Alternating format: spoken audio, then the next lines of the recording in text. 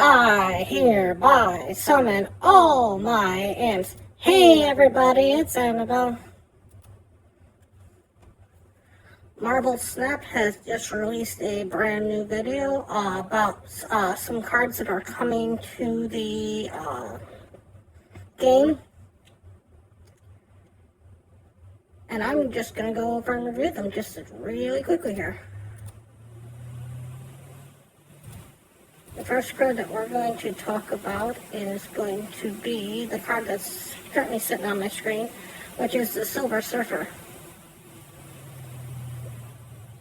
And the Silver Surfer is a 3 mana, 0 power,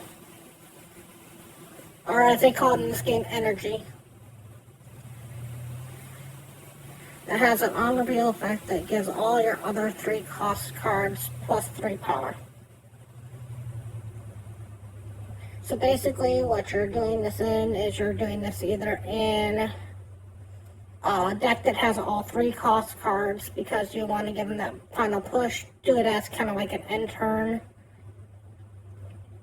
Or maybe even a Mr. Sinister deck where you're flipping this because it's 0 power. And this is basically like kind of a secret, hey, you think you might have the board one because everything's 3. And then this comes down and just slams down and just like will make the board just like pump up in energy.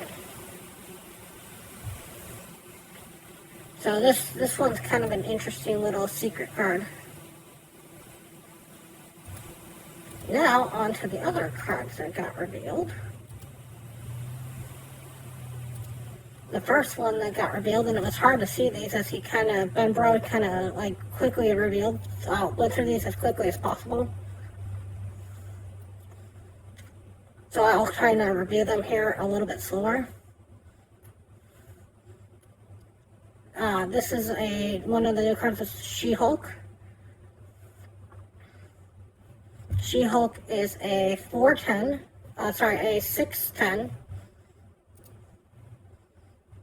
that costs 1 less for each energy you didn't spend last turn.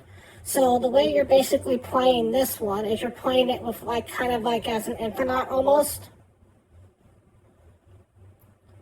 where you basically skip turn 5 and then you play this on turn 6. Because then this will be 1 energy for 10 power. And then you can also play a 5 cost on top of this. So this could kind of be like people who think you're going to play infinite, so maybe they protect the board that way. And then you slam this down and you basically like, it's this wasn't infinite. You can also get this to be less than, to turn up on like a couple turns less before this, because like, even if you skip turn 3, you can play this on turn 4 for basically that 3 mana, because it's going to be 3 mana, and then put another 1 drop on this. So this can be like a 4 mana 10 drop. Even if you skip turn 2, this will be a 4. So the first time that you could really skip this would be like turn 3. So you can basically slam this down as like a 4/10 if you basically play nothing on turn 3. So it's 10 mana, but it's that energy cost is going to be really sneaky at times. Next one up for us is Titania. Titania is a 1 energy 5 cost card, 5 power card. I should say 5 power. And basically what it is that any time a card is played at this location, this switches side. You play a card at this spot, your opponent plays a card at this spot, it flip-flops. This won't affect move abilities, but this will affect play abilities. And it's a really high power for 1 mana. The problem is that 1s are so susceptible to just being shot out of the air from like everything everywhere. I mean, people play Killmongers, people play Electra still. And you're going to flip-flop, and maybe you use this to, put on your board thinking you're going to win it. Maybe, end turn you can replay this, because an end turn, but then how does the on feel work? Because technically, you don't know where cards are getting played. Does it flip after the on reveals? See, that's one of the things that you're gonna have to play with Titania on. Because she almost seems like an endgame 5 mana for 1 power card more than any other point. But if the reveals happen weirdly, she might even flip at that point. Or on a board that's basically filled with your opponent's side, that could be where this comes into play. Kind of endgame, throw this down, get 5 points on a single location when your opponent's got their side already filled. Next up for us is Luke Cage. See if I can get Luke Cage to center better. Does not want to center better. There you go. Alright. Luke Cage is a 2 mana, 1 power that says your cards can't have their power reduced. So, the way this is written, it says that basically every single card that you play past this point can't have its power reduced, only its power increased. So, this takes out stuff like Spider-Woman, and even takes out stuff like the sewer system and stuff like that.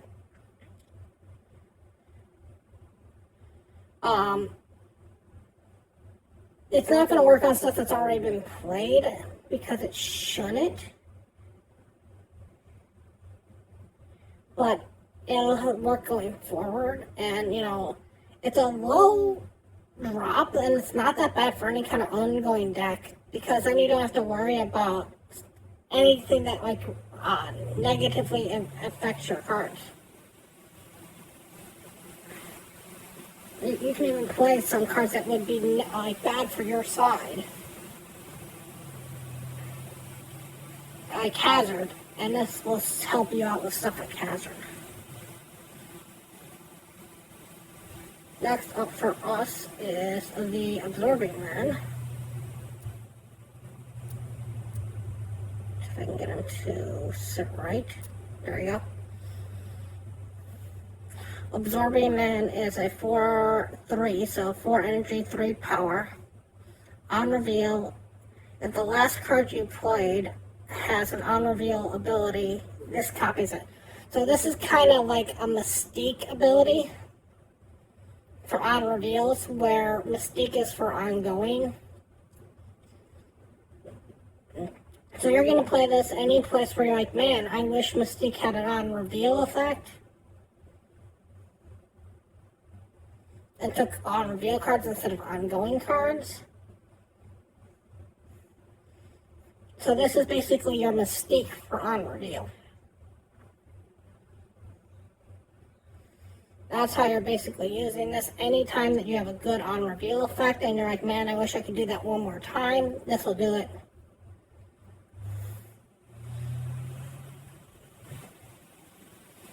Next up for us is going to be Marta Hill. Marta Hill is a 2 energy, 3 power that says on reveal, add a random 1 cost card to your hand. It's not bad. It's basically middle of the road. It'll help you fill out your curve. The problem is that sometimes the 1 drop's not going to be something you want. It's kind of like playing a weird version of Agent 13. But, having 1 extra card to play might help you fill out your hand, might help you fill out, maybe you'll get something that, is kind of like you don't want to put in your beginning hand. but you might want to play it somewhere down the road. The problem is that some of the one drops aren't worth playing, and you gotta be careful about like some of the one drops you get. Next up for us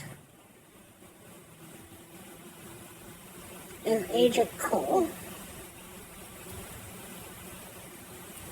Agent Cole is a 3 energy, 4 power on reveal, and a 4 cost and a 5 cost card to your hand. This card is really sweet, and we'll see definitely play, because this basically gives you a 4, a 5, a 3, a 4, and a 5 right off the bat. So this is your 3 drop, your 4 drop, and your 5 drop. So you could basically have nothing else in your hand. Just drop this on 3, and you got your 3 down, your 4 down, and your 5 down. This is going to end up in some zoos where you're basically holding on to the ones to the end. You can just basically play the 3, the 4, or the 5. The 4 and the 5 might not be the best 4 and 5 for you, because 4 and 5s have some weird abilities too. But this is basically fixing your curve right here and there. This is 3, 4, 5 done. And this is not a bad power for a 3 drop. Next up for us is the Helicarrier, which is a 6 energy, 10 power card, which says if you discard this, you get 3 random cards.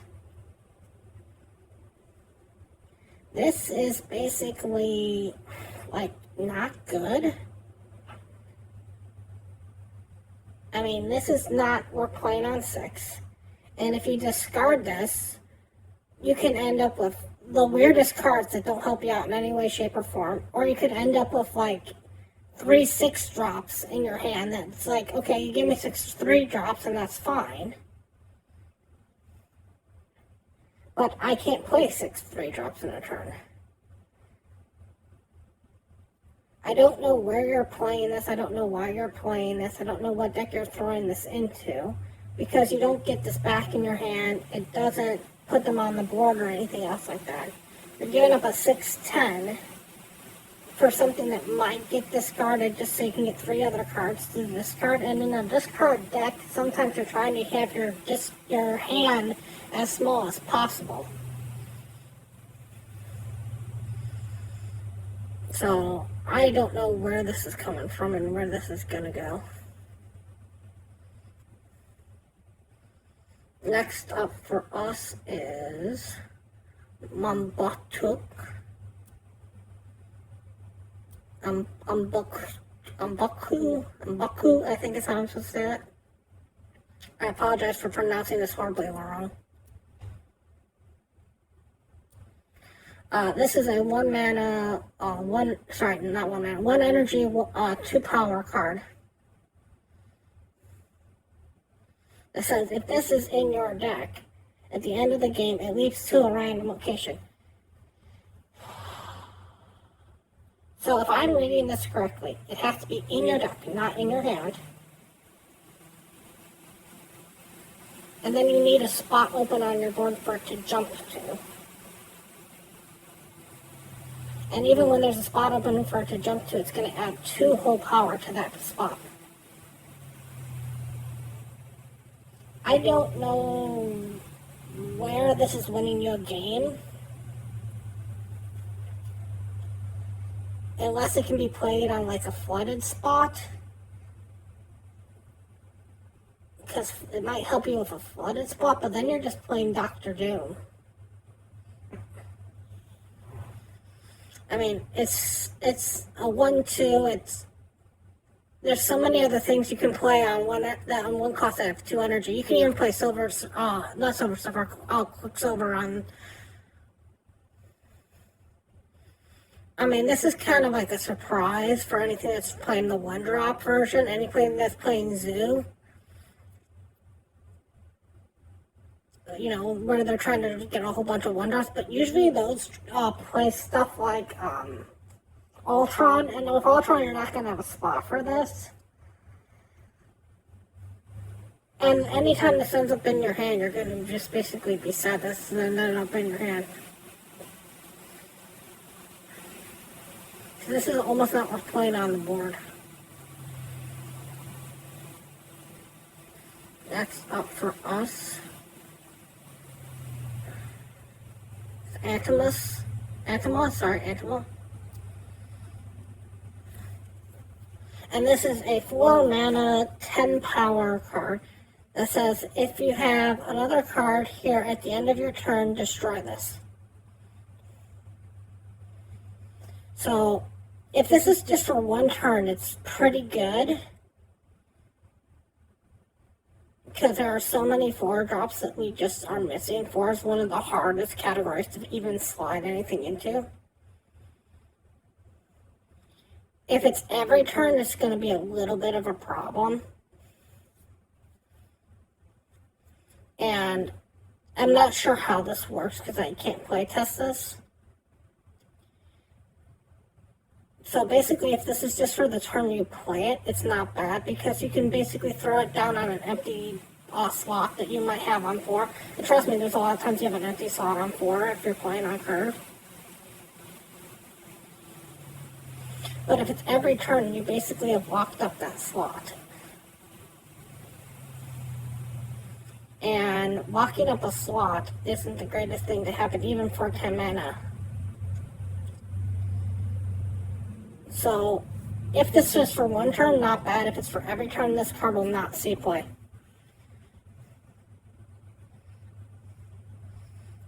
Next up for us is Orca. If I can get Orca to go right. Orca is a 6 mana, 9 power card that says ongoing, 5 power if this is the only card here. So, this is a 14 for a 6-drop, but you need to have no other cards there.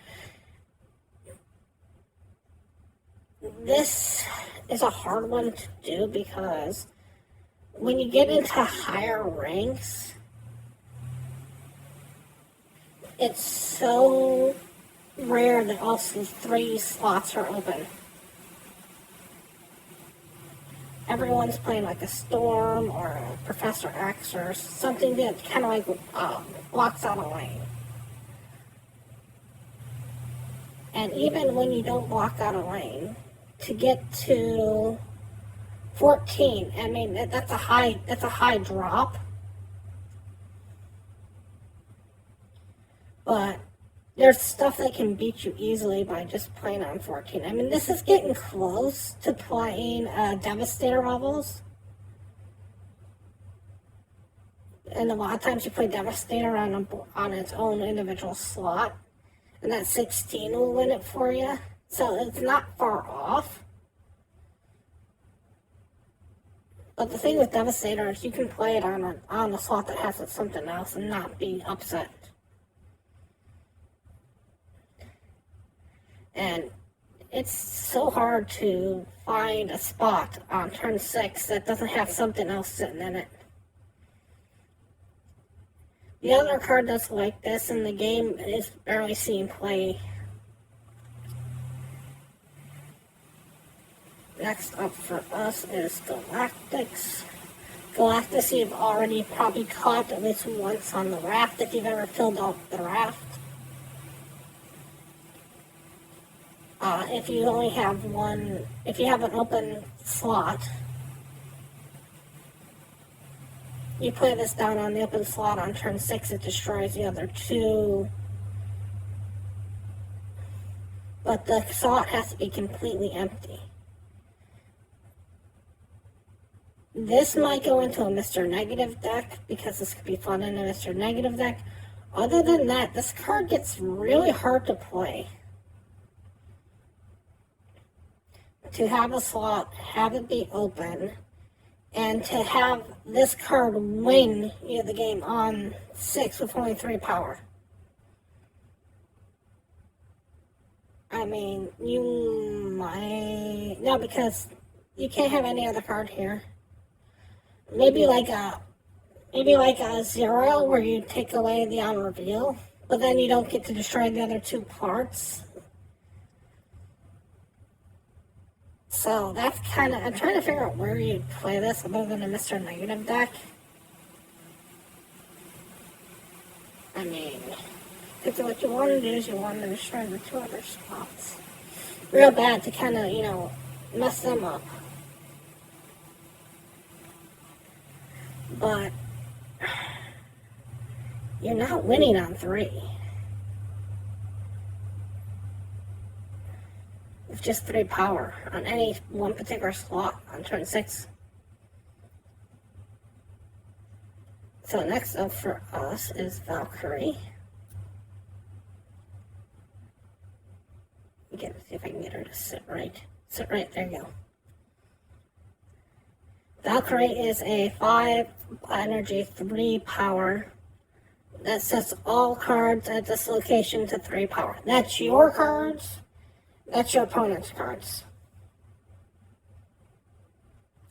You're either using this to pump up your side on 5, where you've dropped a whole bunch of little stuff, or you're playing this on turn 5 against your opponent, who has put down some ridiculous minions by that point, and you're just turning their stuff back to 3s, giving them a total of 12. Also, this will help if you play like Silver Surfer right after her. Because Silver Surfer gives all your stuff with 3 power.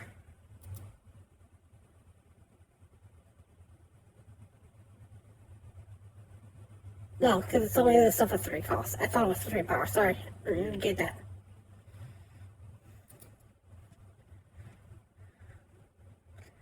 So this one, maybe with like a Cerebro, this would be good. So I can see Cerebro using this.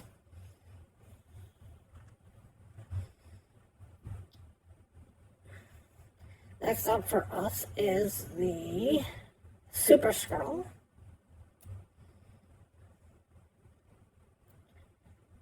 Super Skrull is a 4 mana, 2 power ongoing effect. This has ongoing effects of all enemy cards.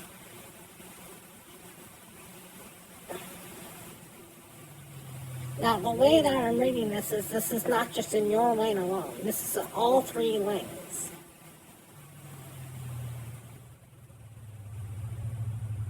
Which means that this card is very scary, because if somebody's playing any kind of ongoing in any lane, this gets it.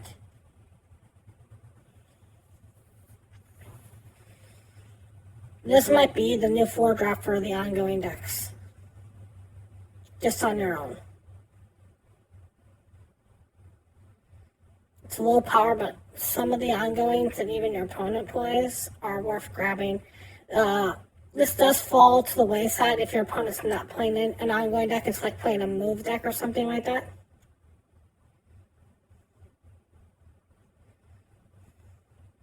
Or an on-reveal, so this has no power then there, but it's a scary card, I'll tell you that.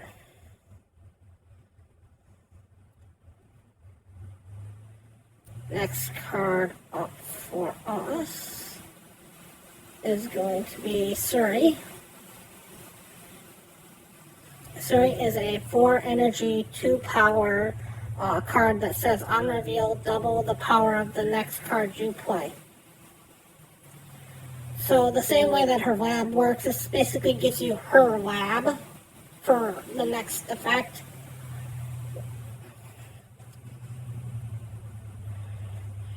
So basically you play this down on 4. The obvious card that you'd play after this would be Black Panther.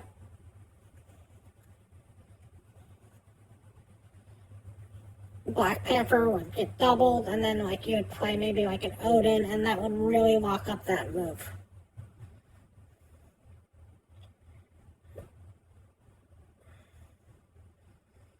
Next up for us is Bast. Bast is a 1 energy, 1 power card that says, on reveal, set the power of all cards in your hand to 3.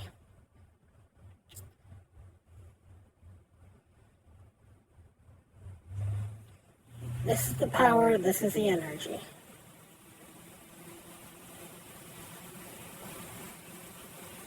So it's changing this to 3. The orange one to 3. So they all keep the same power cost.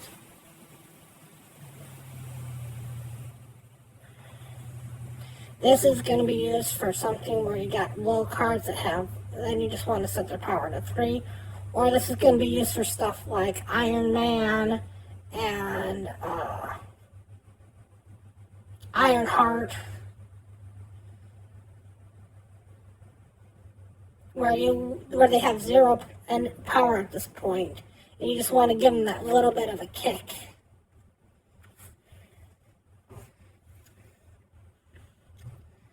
This is going to be kind of a surprise when it hits, but your opponent can't really do a lot about this, and you don't mind if this card dies. It did its trick.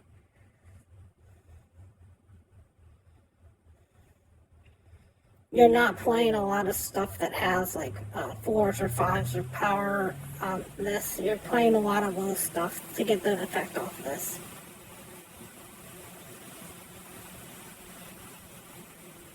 And the last one up for us is Thanos. Thanos you can already get if you fill up the raft.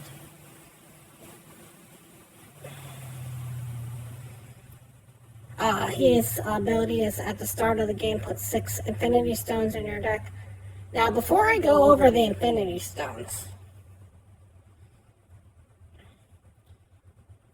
I thought that if you played all 6 Infinity Stones, that would just basically win you the game, because that wouldn't make sense. Nope. Doesn't work that way. Each Infinity Stone does something different. Cards to your hand. The first one is Mind Stone. With the Mind Stone, each one of these is a 1 mana, 1 energy card. Mind Stone draws you 2 other stones from your deck. And the next one is the Power Stone, which has a 1/3. Ongoing, if you played all 6 stones, Thanos has +10 wherever he is.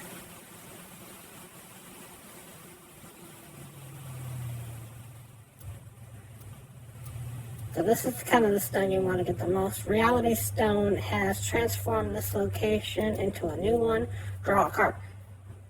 The problem with the Reality Stone is you've seen how Scarlet Witch sometimes does stuff and it really can hurt you.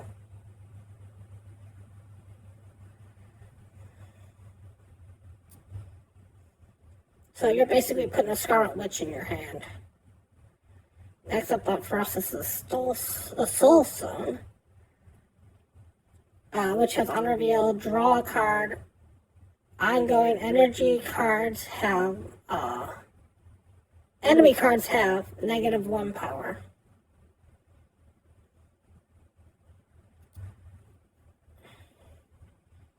So basically you're playing a Spider-Woman that's just ongoing.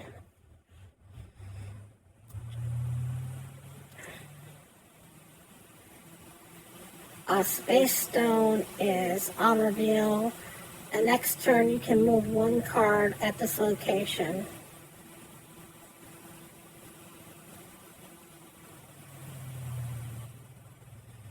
And then draw a card. And the Time Stone is 1 mana on reveal, gain plus energy, next turn draw a card.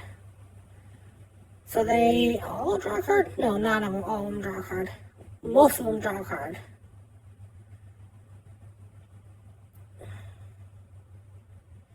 So it's not filling your deck up super a lot, because a lot of these draw cards on their own.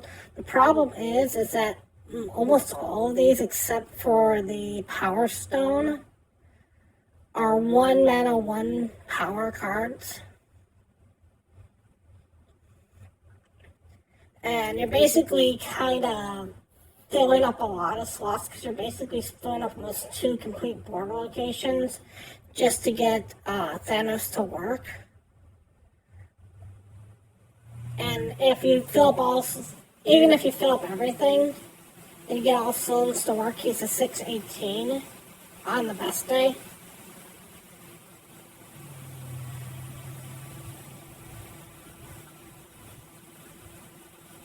By himself. I mean, you can throw him in a lane where he's got the stones on him also, but the best stones he's getting is 3, 4, 5, so he can get like 5 more. So he goes 18, he goes to 23 if on that particular slot. I mean, Apocalypse can easily get to 20 without this as much interesting weird stuff. Infinite's basically 20 on his own. Doesn't require as many hoops to jump through. I'm just not sure if this will win you any games because it's a starting game effect. And I mean, the stones aren't the worst thing in the world, but they're really taking up slots. And as you get further and further into the matches higher and higher up on the ranks, slots really start locking down.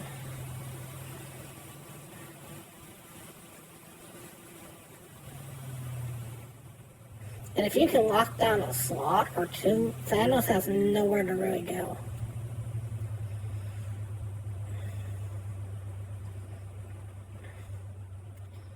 Anyways, thank you so much for watching, and as always, remember, play for fun.